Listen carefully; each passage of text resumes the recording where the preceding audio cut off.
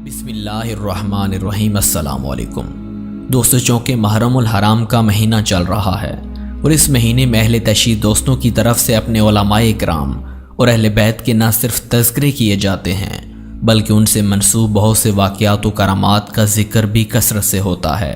اسی سلسلے میں حضرت عباس رضی اللہ تعالیٰ عنہ کی قبر مبارک کے گرد پانی کی طواف کرنے کا ذکر بھی آتا ہے۔ تو آج کی ویڈیو میں ہم آپ کو بتائیں گے کہ حضرت عباس رضی اللہ تعالیٰ عنہ کی قبر کے گرد پانی طواف کیوں کرتا ہے۔ اس مکمل جانکاری کو جاننے کے لیے ہمارے ساتھ ویڈیو کو آخر تک دیکھیے گا۔ تو آئیے چل کر آج کے موضوع کا آغاز کرتے ہیں۔ دوستو، عراق میں موجود زمین کے اندر کا پانی تقریباً سب جگہ پر ہی نمکین، کھرا اور پینے کے قابل نہیں ہے، لیکن حضرت عباس رضی اللہ تعالیٰ عنہ کی قبر اقدس والے سرداب میں موجود پانی انتہائی خوش ذائقہ اور بہت ہی شفاف ہے، اور اتنی مدت گزرنے کے باوجود اس کی رنگت اور ذائقے میں کوئی فرق نہیں آیا، اور بہت زیادہ وہاں سے پانی لینے کے باوجود بھی ختم یا کم نہیں ہوا۔ اگر ہم پانی کے اندر راز کو جاننا چاہیں تو ظاہری طور پر اس پانی کی اس طرح موجودگی کا راز اب تک کسی کو بھی معلوم نہیں ہو سکا، بس خدا اور اس کے خاص بندے ہی اس پانی کے اصل راز کو جانتے ہیں۔ ناظرین گرامی، شاید ہو سکتا ہے کہ کربلا کے میدان میں شدید پیاس کے باوجود بھی حضرت عباس رضی اللہ تعالیٰ عنہ نے پانی پر قبضہ کرنے کے بعد اپنے آقا حسین رضی اللہ تعالیٰ عنہ اور ان کے اہل و عیال کی پیاس کو مد نظر رکھتے ہوئے پانی نہیں پیا تھا، لہٰذا اس مرتبہ شاید خود ہی پانی حضرت عباس رضی اللہ تعالیٰ عنہ کے پاس چل کر آ گیا ہے۔ اس پانی کے بارے میں گفتگو کرنے سے پہلے ضروری ہے کہ پہلے اس سرداب کے بارے میں کچھ بیان کیا جائے۔ حضرت عباس رضی اللہ تعالیٰ عنہ کے روضہ مبارک کا ایک سب سے اہم حصہ سرداب ہے کہ جہاں حضرت عباس رضی اللہ تعالیٰ عنہ کی حقیقی قبر اقدس موجود ہے۔ یہ سرداب 8ویں صدی ہجری میں بنایا گیا تھا، لہذا اس زمانے کے فن تعمیر کے مطابق اوپر والے حصے کی نسبت سرداب کی دیواریں انتہائی عریض اور موٹی بنائی گئی ہیں، بلکہ اوپر والی عمارت کی دیواریں سرداب کی دیواروں کی آدھی چوڑائی سے بھی کم موٹی ہوتی ہیں، لہذا اس وجہ سے قبر مبارک والا پورا سرداب اوپر والی عمارت کے برعکس بہت ہی تنگ ہے۔ اس میں موجود گلیریاں اور راستے دیواروں کی نسبت زیادہ چوڑائی کی وجہ سے تنگ گلیوں کے مشابہ ہیں۔ سین کے شمالی مشرقی حصے میں زریخ والی عمارت کی شمالی گلیری کی دیوار میں ایک خوبصورت نقش و نگار والا دروازہ لگا ہوا ہے۔ یہ دروازہ ایک کمرے میں کھلتا ہے کہ جس کمرے کی چوڑائی 3.18 میٹر ہے، اور یہ کمرہ تقریباً 2 میٹر تک گلیری کی دیوار کے اندر ہے۔ اس کمرہ کی دیوار پر فرش سے لے کر 2 میٹر اوپر تک سنگ مرمر لگا ہوا ہے کہ جس کو ہٹا کر اس کی جگہ نیا اور اعلی درجے کا سنگ مرمر لگا دیا گیا ہے، اور سنگ مرمر سے اوپر والا حصہ پہلے فقط ایک سفید دیوار تھی، لیکن اب نیا سنگ مرمر لگانے کے بعد ساری دیوار کو آئنوں اور کرسٹل کے ٹکڑوں سے مزین کر دیا گیا ہے۔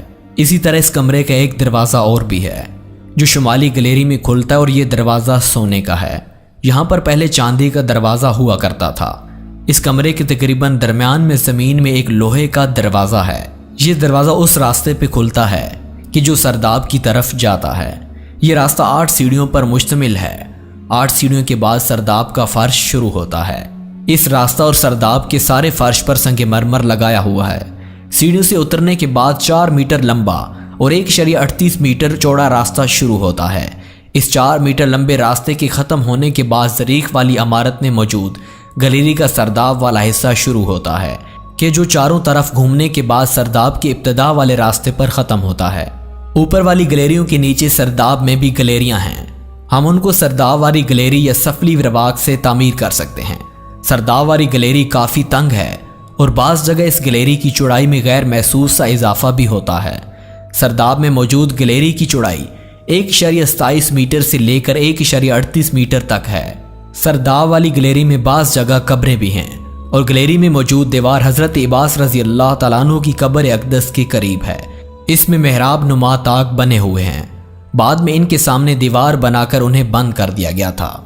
اس دیوار کو ختم کر کے نئی دیوار بنائی گئی ہے، اور اس دیوار میں سوراخ رکھے گئے ہیں۔ سنگ مرمر لگانے کے بعد سرداب کی گلیری مزید 10 سینٹی میٹر تک تنگ ہو گئی ہے۔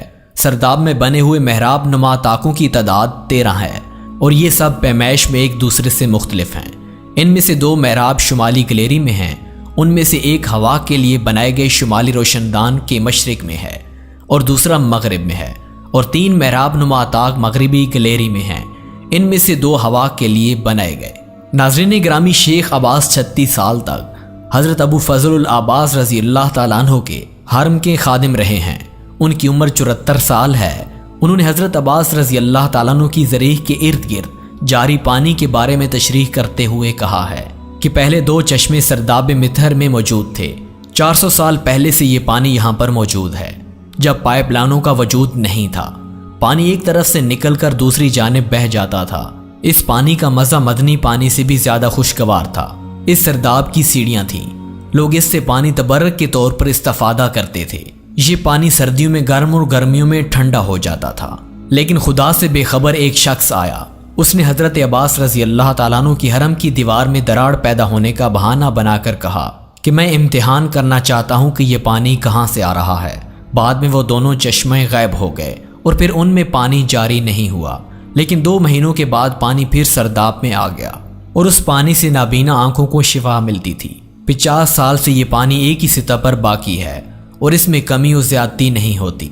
नाज़रीन ग्रामी, शेख अब्बास ने कहा कि अगर पानी 10 दिन तक किसी जगह रुका रहे तो वो सड़ जाता है, लेकिन ये पानी बरवदी दरवाज़ा बंद होने के बावजूद गुलाब की तरह मित्र और खुशबूदार है। उसने कहा कि अगरचे ये पानी राकिद है, लेकिन उसके रंग और मुतिम में कोई फ़र्क नहीं पड़ता। और उसकी दूसरी खुसूसियत यह है कि पानी की सतह हज़रत अब्बास रज़ी अल्लाह ताला अन्हु की कब्र मुबारक से बुलंद है, लेकिन पानी कब्र के इर्द गिर्द दीवार से कब्र में दाखिल नहीं होता। दोस्तों, आखिर में दुआ है कि अल्लाह ताला हुज़ूर सल्लल्लाहु अलैहि वसल्लम और उनकी आल औलाद पर रहमत फरमाए। दोस्तों, ये था हज़रत अब्बास रज़ी अल्लाह ताला अन्हु की कब्र मुबारक के इर्द गिर्द घूमने वाले पानी का वाक़या। अगर आपको पसंद आया तो वीडियो को लाइक करें, हमारे चैनल को सब्सक्राइब करें, क्योंकि हम आपके लिए अच्छी वीडियोस बनाते हैं। मिलते हैं एक और वीडियो में, तब तक के लिए खुदा हाफिज़।